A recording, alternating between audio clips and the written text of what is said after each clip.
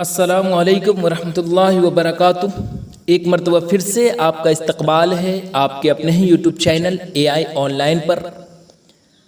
آج میں آپ لوگوں کے لیے پھر سے ایک اہم ویڈیو کے ساتھ حاضر ہوا ہوں۔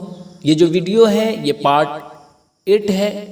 اس سے پہلے ہم نے پارٹ 1 ٹو پارٹ 7 تک کی ویڈیو پوسٹ کر دی تھی۔ امید ہے آپ وہ سارے ویڈیو دیکھ چکے ہوں گے۔ اگر آپ نے اب تک نہیں دیکھا ہے تو لنک جو ہے وہ ڈسکرپشن میں موجود ہے، آپ وہاں سے جا کر ضرور دیکھیں۔ ساتھ ہی اپنے دوستوں تک بھی ویڈیو کی لنک ضرور شیئر کر دیں تاکہ وہ بھی اس ویڈیو سے فائدہ اٹھا سکیں۔ تو چلیے اب ہم بغیر وقت ضائع کیے ہوئے ویڈیو شروع کرتے ہیں۔ سوال نمبر 1 ہے کہ اردو کا رسم الخط کیا ہے؟ فارسی، عربی، دنیات یا پھر رومن؟ جی ہاں، یہ VVI کوشچن ہے، تو آپ یاد رکھیں گے کہ اردو کا رسم الخط جو ہے وہ ہے فارسی۔ آگے ہے جس غزل میں ردیف نہ ہو اس غزل کو کیا کہتے ہیں؟ جی ہاں، تو سب سے پہلے ردیف کہتے کس کو ہیں، اور تبھی تو آپ کو معلوم ہوگا کہ یہ ردیف نہیں ہوگا تو کیا کہلائے گا۔ تو دیکھیں اس کا صحیح جواب پہلے جان لیں کہ جس غزل میں ردیف نہ ہو اس غزل کو ہم غیر مردف کہتے ہیں، ٹھیک ہے۔ اب آپ جانیں ردیف کس کو کہتے ہیں۔ تو ردیف ویسا الفاظ جو شعر میں بار بار دہرایا جائے اسے ہی ہم کیا کہتے ہیں؟ ردیف کہتے ہیں۔ مثال کے طور پر ہم نے کہا دائم پڑا ہوا تیرے در پر نہیں ہوں میں، خاک ایسی زندگی پہ کہ پتھر نہیں ہوں میں، ہے نا۔ تو یہاں پر دیکھیں لاسٹ میں کیا ہے؟ نہیں ہوں میں، دونوں مصرع میں آیا۔ دائم پڑا ہوا تیرے در پر نہیں ہوں میں اور خاک ایسی زندگی پہ کہ پتھر نہیں ہوں میں، تو یہی کیا کہلاتا ہے؟ یہی ردیف کہلاتا ہے۔ یعنی ویسا الفاظ جو شعر میں بار بار دہرایا جائے اسے ہی ہم کیا کہتے ہیں؟ ردیف کہتے ہیں۔ اور اگر یہ نہ ہو کسی مصرع کسی شعر میں تب کیا کہلائے گا یہ پوچھا جا رہا ہے، تو وہ کہلائے گا غیر مردف، ٹھیک ہے۔ آگے دیکھیے 4 مصروں والی نظم کو کیا کہتے ہیں؟ تو 4 مصروں والی نظم کو ہم رباعی کہتے ہیں۔ خدا کی تعریف میں مدح اشعار کو کیا کہتے ہیں؟ تو حمد کہتے ہیں۔ آپ سے پوچھے خدا کی تعریف، جس نظم میں خدا کی تعریف کی جائے اسے کیا کہتے ہیں؟ تو وہی چیز کہیں گے۔ اسی طرح اگر آپ سے پوچھے جس نظم میں حضور پاک صلی اللہ علیہ وسلم کی تعریف بیان کی جائے اسے کیا کہتے ہیں؟ تو ہم کیا کہتے ہیں؟ نعت کہتے ہیں۔ آگے دیکھیے نگار عظیم کا افسانہ آشیانہ کس طرح کا افسانہ ہے؟ رومانی، نفسیاتی، اخلاقی یا پھر سماجی؟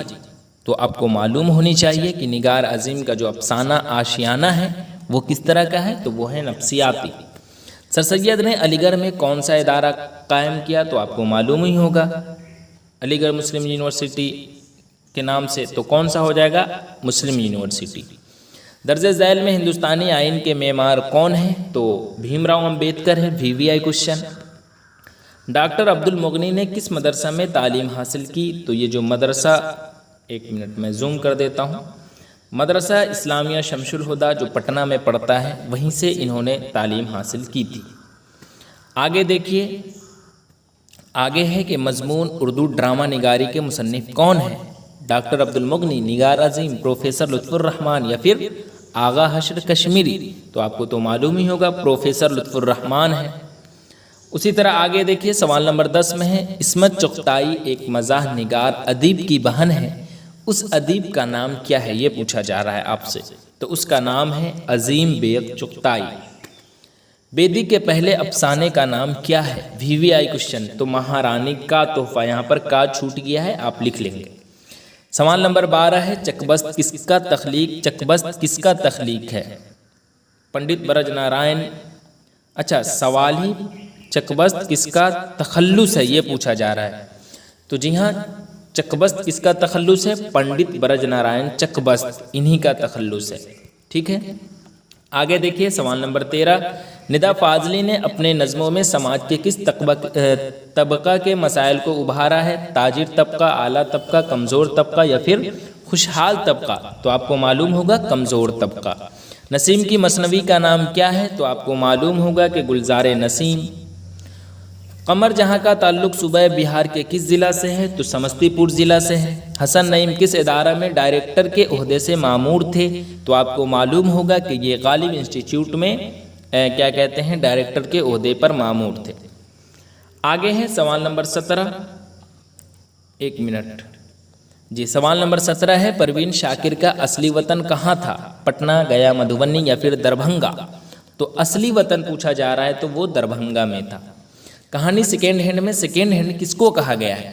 तो आपको मालूम होगा जब आप पढ़ेंगे, ये जो क्वेश्चन है ये रोशनी हिस्सा दोम से लिया गया है, तो उसमें जो है वो गोपीनाथ को सेकेंड हैंड कहा गया है।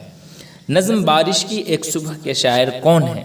तो नज़्म बारिश की एक सुबह जो है इसके शायर जो है ये भी वहीं से लिया गया है, सीताकांत महापात्रा, रोशनी हिस्सा दोम से। सैयद मोहम्मद मोहसिन किस मौजू के प्रोफेसर थे? तो नफ्सियात के। तो इस तरह से आज की इस वीडियो में मैं आपको कुल मिलाकर 20 ऑब्जेक्टिव क्वेश्चन बताया हूँ। उम्मीद है आपके लिए काफ़ी अहम साबित होगा। तो चलिए आज के लिए बस इतना ही, फिर मैं एक अहम वीडियो के साथ हाजिर रहूँगा। तब तक के लिए अल्लाह हाफिज़।